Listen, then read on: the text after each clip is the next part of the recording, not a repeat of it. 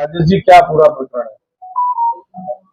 पिछले कई महीनों से कपिल सिंगल और विपुल गुप्ता की विवाद प्रॉपर्टी को लेकर चल रहा था, जिसकी शिकायत हमने यहाँ के अधिकारी को भी दी। हमें लगा कि कहीं ना कहीं हमारे खिलाफ कोई ना कोई साजिश रची जा रही है। हमारे जो विरोधी हैं, जो पूर्व में भी हमसे ईर्ष्या रखते थे, जो पूर्व में भी हमारे ऊपर कई गंभीर पहले भी आरोप लगाए हैं, जो झूठे व निराधार से, उन्होंने तमाम ऐसे आरोप भी लगाए हैं जो एक दुनिया में ऐसे आरोप, जो गंदे आरोप हैं, वो भी उन्होंने हमारे ऊपर लगाए थे। परंतु उसके बाद भी भारतीय जनता पार्टी ने मेरे ऊपर सन 2007 के अंदर, सन 2012 में, सन 2022 में, और इस बीच में भारतीय जनता पार्टी के जिलाध्यक्ष और वर्तमान में क्षेत्रीय उपाध्यक्ष हूँ, मेरे ऊपर पूरा विश्वास रखा है। मैं पार्टी के कार्यक्रम को आगे बढ़ा रहा हूँ, मैं पार्टी को मजबूती करने का काम कर रहा हूँ। परंतु कहीं ना कहीं मुझे यह आशंका थी कि कहीं ना कहीं मैं उस साजिश का शिकार ना हो जाऊं। मैंने इस संबंध में 13/4/2025 को अपने पार्टी एवं के लोगों के साथ, और अपने भाई कपिल सिंगल के साथ मैं माननीय मुख्यमंत्री जी से मिला था।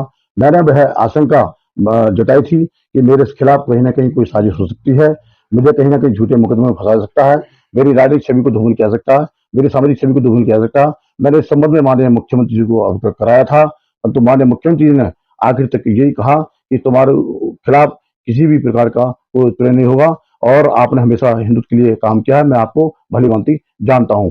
परंतु उसके बाद 18/4/2025 को मेरी राजनीतिक व सामाजिक छवि को धूमिल करने के लिए स्क्रैप की फैक्ट्री पर छापा मारा।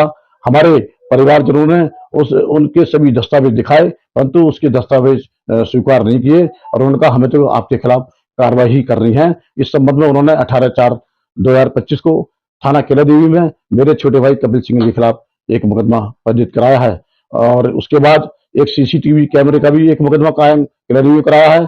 मेरे खिलाफ भी एक कोतवाली संबल में, कोतवाली असमोली में मेरे खिलाफ मुकदमा कायम किया गया है। इसी प्रकार से एक मुकदमा केला देवी में मेरे चचेरे भाई सुभाष सिंगल के ऊपर भी एक ग्राम समाज की भूमि पर, आंशिक ग्राम समाज की भूमि पर कब्जा होने का भी आरोप लगाया गया है।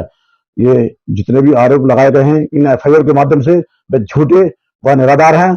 मुझे पूर्ण भरोसा है अपने संबल के अधिकारियों पर भी, क्योंकि संबल के जो अधिकारी हैं, वरिष्ठ अधिकारी हैं, वह लगातार अच्छा कार्य भी कर रहे हैं, हिंदुत्व के लिए कार्य कर रहे हैं, अपने संबल के अंदर विकास के लिए काम कर रहे हैं।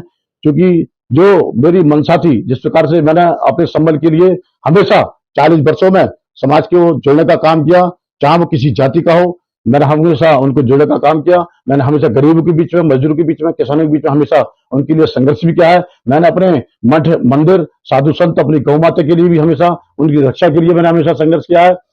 और लगातार जो मेरी मंशा थी, इस संबल के अंदर अपने तीर्थों का विकास होना चाहिए, उसी तीर्थ के विकास की गति में हमारे संबल के अधिकारी भी उसमें अपनी अहम भूमिका निभा रहे हैं, अच्छा कार्य कर रहे हैं। परंतु हमारे इन अच्छे अधिकारियों को कहीं ना कहीं ऐसे लोग जो मुझसे ईर्ष्या रखते हैं, उन लोगों ने उनको भ्रमित करते हुए, और इस प्रकार से लगातार ये एफआईआर की जा रही है मेरी राजनीतिक छवि को धूमिल करने के लिए, मेरी सामाजिक छवि को धूमिल करने के लिए जो लगातार एफआईआर की जा रही है।